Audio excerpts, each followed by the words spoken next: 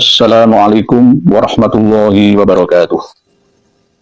Bismillah, alhamdulillah, wassalatu wassalamu ala rasulillah, Sayyidina Muhammad bin Abdullah wa ala alihi wa sahbihi mawala, amma ba'd. Ini penting untuk saya sampaikan, ada 30 doktrin yang tertulis secara resmi yang diterbitkan pada 98 tahun yang lalu, yakni tahun 1347 Hijriah. Ini mendekati usia 1 abad Rabithah Alawiyah berdiri di Indonesia. Tujuannya untuk apa? Apakah untuk kaum mereka sendiri atau untuk kita semua umat manusia di seluruh Indonesia? Selanjutnya kita akan bahas bersama-sama dalam 30 poin doktrin kata-kata mutiara yang disampaikan oleh pendirinya pertama kali dulu. Majallatur Rabithah al-Juz'ani al-Thamin wa Tasi al-Mujallad 1 Rabiul Awal Waribu Isyani tahun 1347. Ini bahasa Arab. Majalah Rabithah Alawiyah yang menerbitkan konon asasi kata-kata mutiara nasihat-nasihat tertuah. Ini adalah Habib Alwi bin Thohir Al-Khattab, termasuk pendiri Rabithah Alawiyah. Ini sangat berbahaya. Oleh sebab itu harus saya sampaikan sebagai bagian daripada 85%, sekarang dalam 26% yang sudah saya tukar ke publik. Yang pertama, kalimat-kalimat mutiara tentang Alawiyin dari Al-Allamah As-Sayyid Alwi bin Thohir Al-Khattab. Sumber dari majalah Ar-Rabithah, Juz 8, Jilid 1, bulan Rabiul Awal, tahun 1347 Hijriah. Berarti hampir 1 abad. Sekarang 1445 Hijriah. 1. Berhimpunnya kaum Alawiyin merupakan kasih sayang dari Allah yang Maha Penyayang. Jadi mereka, Rabithah Alawiyah, kaum Ba'alawi yang ada di Indonesia ini, khususnya umumnya yang ada di seluruh dunia itu mengaku sebagai Alawiyin. Ya inilah yang membuat jumbuh pemahaman, syubhat pemahaman.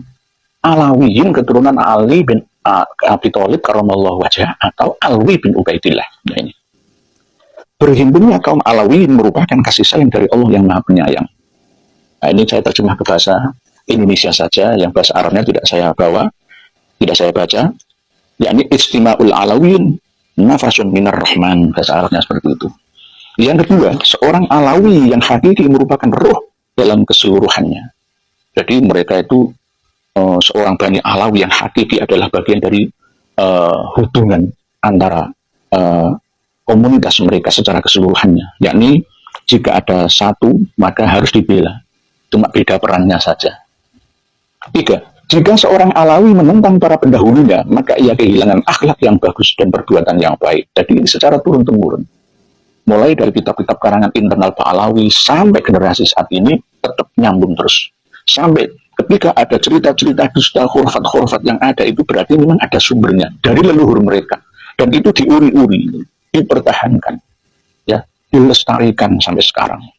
Berikutnya nomor 4, jika seorang Alawi meyakini bahwa kemuliaannya tidak berdiri atas dasar ketakwaan, berarti ia membenci kemuliaan. Kalau kemuliaan atas dasar ketakwaan tidak masalah, normal-normal saja, sah-sah saja. Tetapi jika ini ketakwaan versi Pak Alawi saja, ya maka kemuliaannya ini tidak kemuliaan secara umum, tapi untuk khusus komunitas mereka. Nomor 5, jika seorang Alawi tidak kehilangan kemuliaan dirinya, maka dunia dan akhiratnya tidak akan menjadi baik. Jika seorang Alawi telah kehilangan kemuliaan dirinya, maka dunia dan akhiratnya tidak akan menjadi baik. Jadi mereka itu didoktrin untuk selalu menjaga darah kemuliaan mereka sampai Rasulullah. Nomor 6, bila darah Alawi bercampur dengan darah yang jauh dari ilmu dan kebaikan, maka ia akan menjadi benar-benar rusak. Jadi mereka itu eksklusif, tidak mau campur dengan orang-orang bodoh seperti saya, seperti mungkin anda semua, mungkin orang-orang kampung yang ba'idun anil ilmi, itu mereka menganggapnya nanti akan tercampur kotor. Bila darah Alawi bercampur dengan darah yang jauh dari ilmu dan kebaikan, maka ia akan menjadi benar-benar rusak. Ini baik darah ketika darah masih hidup ataupun darah ketika menikah, mencari yang kafaah di antara imro'ah, muslimah dari kalangan Alawiyah sendiri. Berikutnya nomor 7, jika saja kaum Alawi yang tidak berpegang teguh dengan pegangan kafaah, maka sudah jatuh akhlak mereka sejak dahulu. Ini loh yang ditentang oleh Syekh Ahmad Surkati, dan begitu juga ditentang oleh Habib Abdurrahman bin Ubaidillah As-Saqaf. Mufti Hadramaut San. Jadi kafaah. Tapi boleh menikahi selain dari golongan Habibah sebanyak-banyaknya nggak apa-apa. Sama dengan seperti raja boleh menikahi permaisuri, tapi garwa ambil selir ini berapapun boleh-boleh saja. Dan ini dipraktikkan tidak semua, sebagian secara diam-diam ataupun secara terlihat seperti Habib Ali bin Cindeng. Maaf. Nomor 8. Belum pernah saya melihat suatu kaum yang seperti Alawiyin, di mana pengaruh darah paman atau dari pihak ibu lebih kuat dari pengaruh darah ayah. Nah ini loh, mereka itu mengaku paling Superman, bukan Ustadz Superman Abdul Karim, bukan Superman, manusia super, manusia yang unggul dan hebat dan tinggi derajatnya, lebih kuat dari pengaruh darah ayah. Nomor 9, perdagangan yang lebih rugi dari perdagangan Abi Gobson adalah seorang Alawi yang menjual pendahulunya dan kaumnya dengan dunia. Nah ini doktrin untuk kalangan mereka sampai keturunannya. Jadi harusnya karena mereka itu keturunan ningrat, orang mulia, ya sadah untuk bahasanya seperti itu, orang yang tercinta dan dicintai, maka tidak boleh menjual tata nilai, ya aturannya ditukar dengan dunia versi mereka. Nomor 10, kekayaan kaum Alawiyin di Jawa. Nah ini loh, dengarkan, wahai orang Jawa, Nusantara, Sumatera, Borneo, Celebes, Nusa Tenggara, Papua, Ternate, Tidore, dan lainnya. Kekayaan kaum Alawiyin di Jawa akan kembali menjadi kemiskinan yang parah dan bercerai-berai selama mereka tidak memelihara pagar agama dan akhlak. Jadi mereka memang menekuni dunia keagamaan, kesufian. Jadi menjadikan agama ini sebagai ladang penghasilan. Dengan mata seperti saya ini bisa ya menipu banyak orang. Yang penting menguntungkan saya dan golongan saya dan klan saya. Ini. Dan tidak tumbuh tolong-menolong di antara kelompok mereka. Jadi mereka memang sudah mengupayakan sejak lama. Sehingga jika ada keterangan tentang Jawa bintu Tarim, Indonesia milik Tarim, ya, termasuk ada Habib Alwi, Sohib Bogor, ada. Sohib Bogor itu ada. Selain Sohib Malang, Sohib Solo, pemilik kota Bogor itu sudah ada di dalam kitab mereka Al-Manhajus Sawi. Nomor 11. Saya tidak melihat seseorang yang lebih jauh dari kebaikan daripada seorang Alawi yang kebarat-baratan. Artinya memang mereka mendidik generasi anak cucunya agar tidak meniru gaya hidup orang Barat. Tetapi ternyata hasilnya bahkan meniru orang Barat karena dibawa oleh orang Barat. Orang Barat itu siapa? Ya Belanda. Yang membawa mereka tahun 1800-an ke tanah Jawa. Sebelum tahun 1800-an alias 1700-an Masehi, mereka sudah datang untuk berdagang atau membantu menyampaikan ajaran agama Islam kepada penduduk Nusantara. Datang ke Pasai, datang ke Kesultanan Mentawai, datang ke Kesultanan Al-Qatriyah, datang ke Jawa. Tapi untuk berdagang, pengaruhnya tidak begitu terlihat. Ya, hanya dijadikan sebagai guru ngaji. Nomor 12. Jika seorang Alawi bercampur dengan orang dusun, ia akan menjadi beku dan membatu. Nah, inilah. Nomor 12.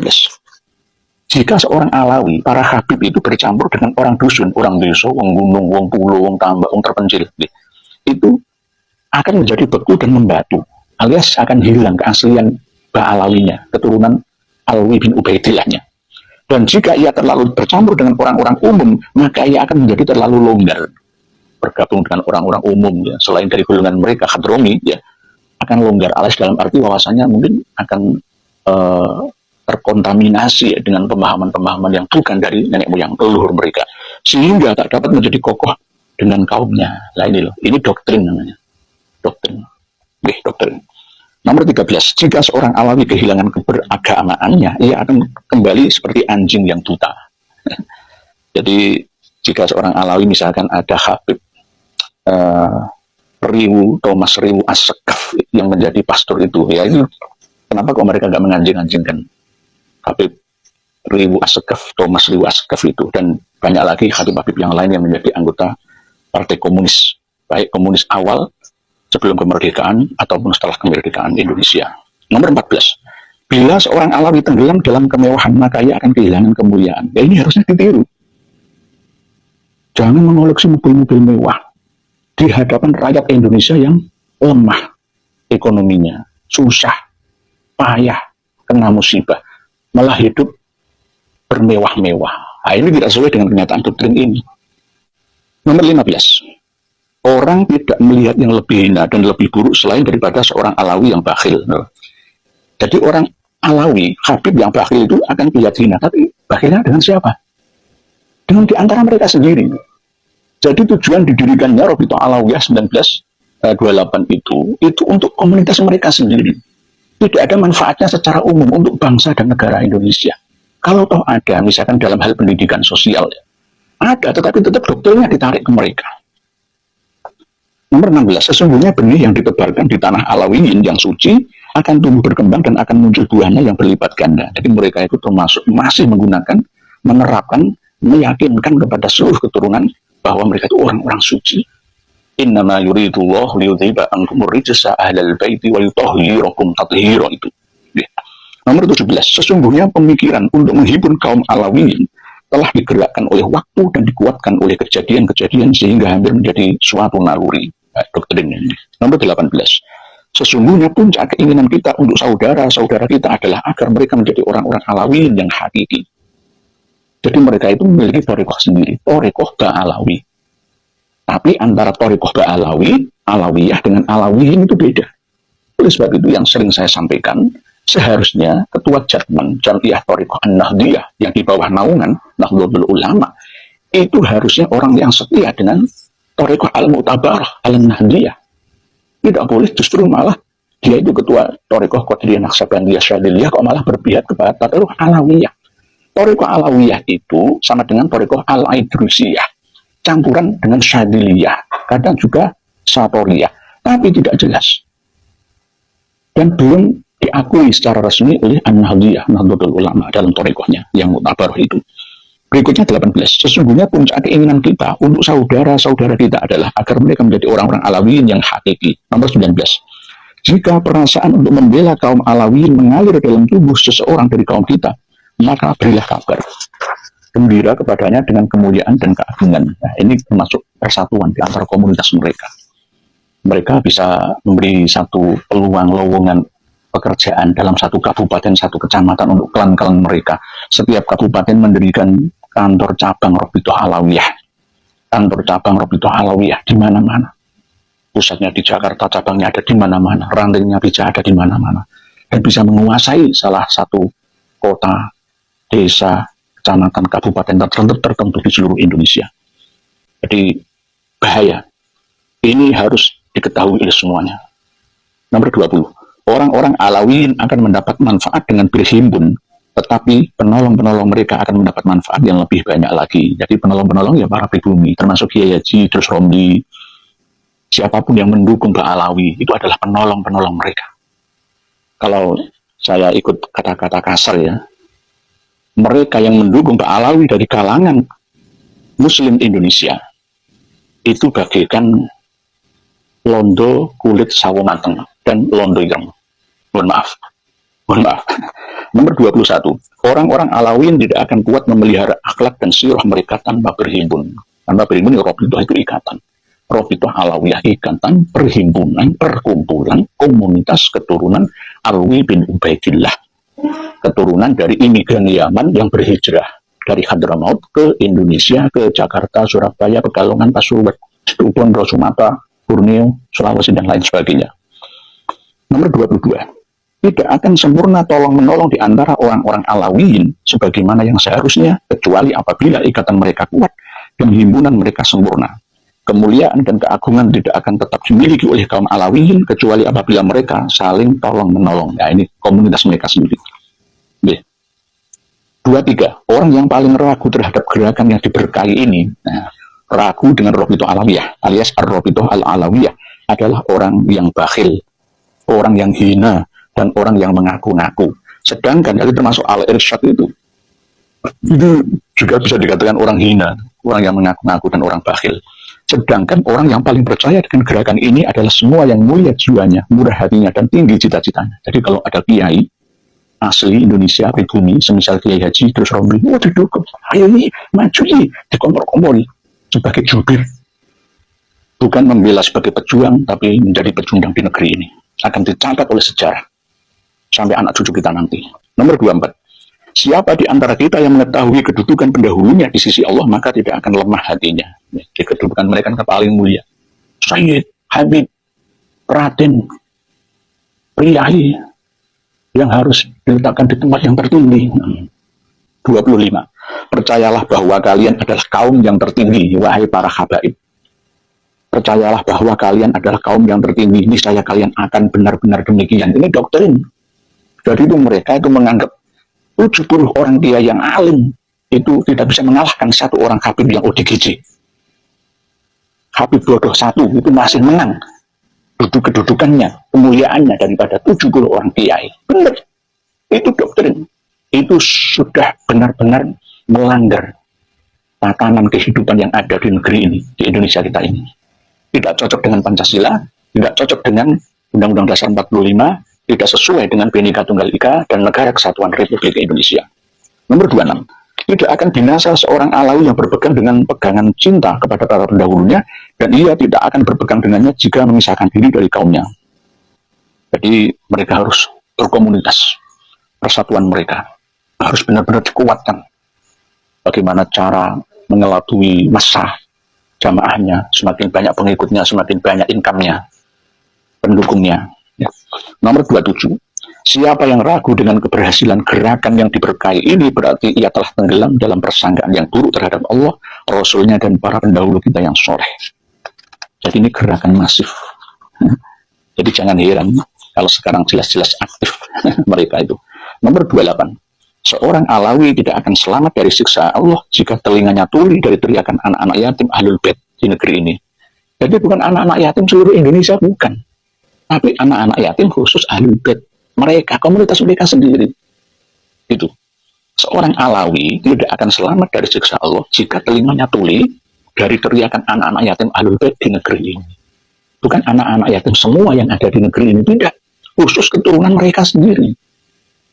Kalau kita kan, saya juga punya yayasan, Panti Asuhan, kan menaungi semua ya, dari Madura, dari Jawa, dari Sumatera, dari Bali, dari semuanya. Tidak memedulikan dari mana klannya, golongannya, suku ras, dan bangsanya. 29.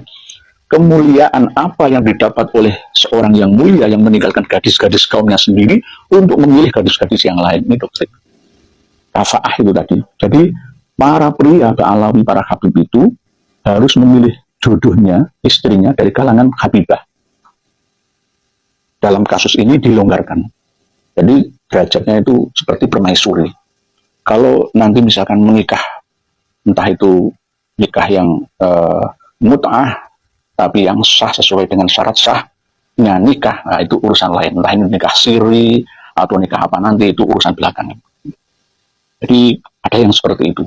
Jadi mereka memang dianjurkan dalam rangka kafah. Ini yang untuk prianya, yang untuk perempuannya jelas tidak boleh dinikahi oleh para kiai. Kiai saja yang menikahi. Saya kemarin kedatangan seorang tamu yang menikahi gadis Al-Habsyi, tapi dipaksa untuk bercerai dan beliau sakit hati ini. Berikutnya nomor 30. Sesungguhnya sesuatu yang terbesar yang ingin dikuatkan oleh gerakan yang diberkahi ini adalah perbuatan sabar, kasih sayang, dan kebaikan. Jadi kalau kita mengingatkan mereka, itu jawabannya kita ini menyerang mereka, memusuhi mereka, katanya seperti itu, sehingga mereka harus bertahan dengan sabar, ya. Menggunakan dalil ini, kasih sayang dan kebaikan. Walaupun salah sekalipun diingatkan itu tidak mempan. Inilah yang harus saya sampaikan, dan dokumen ini saya simpan sebaik-baiknya. Ini hampir 1 abad dokumen ini, dan harus diketahui oleh semuanya. Oleh sebab itu, mohon kita semua berhati-hati. Kita semua senantiasa menjaga diri, anfusakum wa ahlikum nar, dan keluarga kita semua dari siksaan, dari gundah payah, susah, dan kegelisahan hidup ini di dunia sampai di akhirat nanti. Mungkin demikian yang dapat saya sampaikan dalam pertemuan ini. Semoga bisa dipahami dan dimengerti untuk mengingatkan semuanya. Demikian, semoga bermanfaat untuk kita semua. Mohon maaf jika ada kata-kata saya yang kurang berkenan. Mohon dimaafkan. Wallahu a'lamu bis-shawab. Akhirul kalam. Wassalamualaikum warahmatullahi wabarakatuh. Kiai Nur Ihya menjelaskan tentang 30 doktrin ya doktrin hurufat klan Ba'alawi yang dikeluarkan majalah Robitoh Alawiyah ya. Jadi yang mengeluarkan itu adalah ketua-ketua yang pada zaman dahulu ya. Di sini Kiai Haji Nur Ihya menjelaskan tentang masalah doktrin hurufat ya teman-teman. Jadi doktrin-doktrin ini dibangun oleh Robito Alawiyah. Jadi pendirinya langsung katanya ya, menurut keterangan dari Kiai Haji Nur Ihya ini. Jadi panjang lebar Kiai Haji Nur Ihya menjelaskan tentang masalah doktrin hurufat klan Ba'alawi. Jadi di sini ya memang banyak ya Habib-habib yang bercerita halu, bercerita hurufat tentang nenek moyang, kakek moyangnya ya, yang selalu dibangga-banggakan, nah, yang selalu dijunjung tinggi gitu ya teman-teman. Oke, terima kasih buat teman-teman semua. Semoga video ini bermanfaat dan sampai jumpa di video selanjutnya.